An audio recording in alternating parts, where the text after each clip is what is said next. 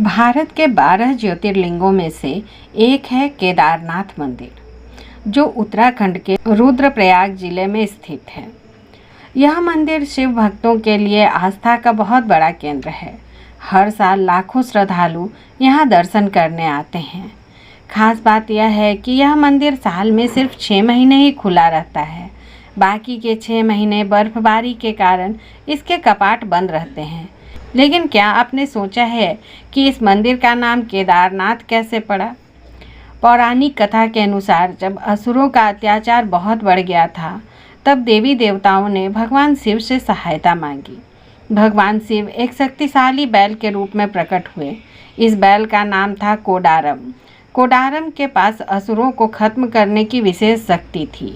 इस बैल ने अपने सींगों और खुरों से असुरों का नाश किया और उन्हें मंदाकिनी नदी में फेंक दिया। समय के साथ कोडारम शब्द बदलकर केदारनाथ बन गया और यही नाम इस पवित्र धाम को दिया गया। केदारनाथ मंदिर में जो शिवलिंग स्थापित है वह स्वयंभू यानी खुद से प्रकट हुआ माना जाता है।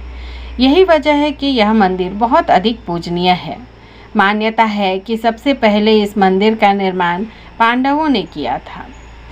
महाभारत युद्ध के बाद उन्होंने अपने पापों से मुक्ति के लिए भगवान शिव की तपस्या की थी और यहीं उन्हें दर्शन मिले।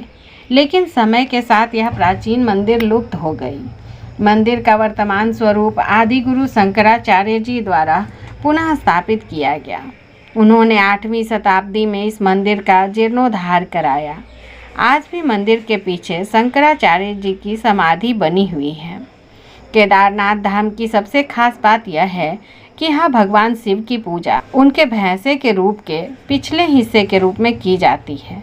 मान्यता है कि यह वही स्थान है जहाँ भगवान शिव ने अपने उलझे हुए बालों से गंगा को मुक्त किया था।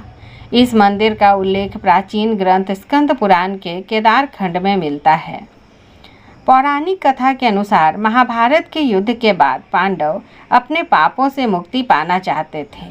इसके लिए वे भगवान शिव की खोज में हिमालय की ओर निकल पड़े।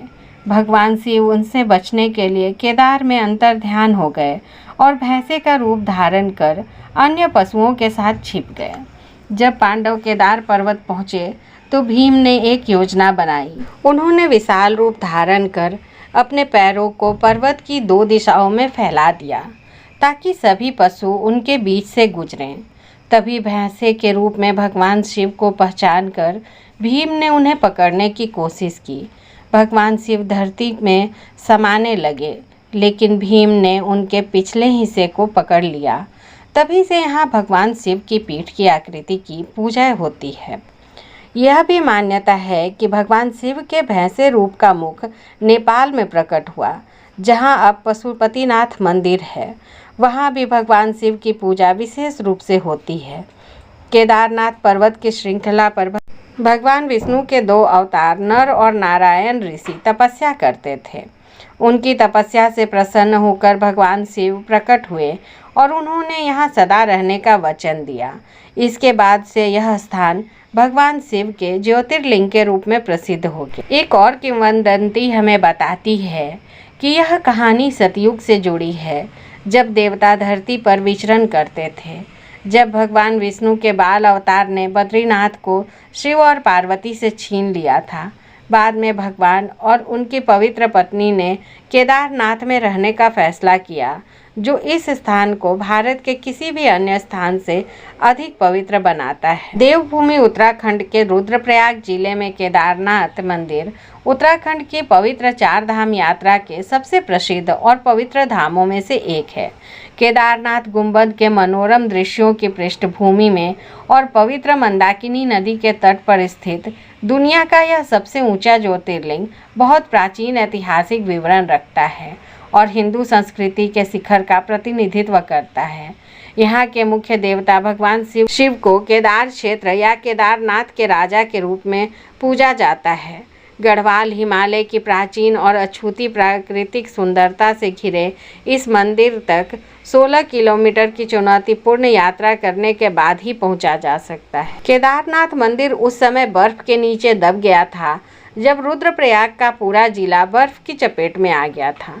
हालांकि इस मामले में प्रकृति की जीत नहीं हुई और मंदिर की पूरी संरचना 400 साल के इस कठिन दौर से बची रही और आज भी यह पहले की तरह ही मजबूत है। आदि शंकराचार्य 7वीं एवं 8वीं शताब्दी के दौरान केरल से केदारनाथ आए और हिंदू धर्म की भावना और अपने भगवान, संस्कृति और परंपराओं के प्रति समर्पण के लिए को फिर से जगाने के उद्देश्य से इस तीर्थ स्थल को फिर से स्थापित किया। यह बाद में हिंदू समुदाय के बीच सबसे सफल उपक्रमों में से एक साबित हुआ।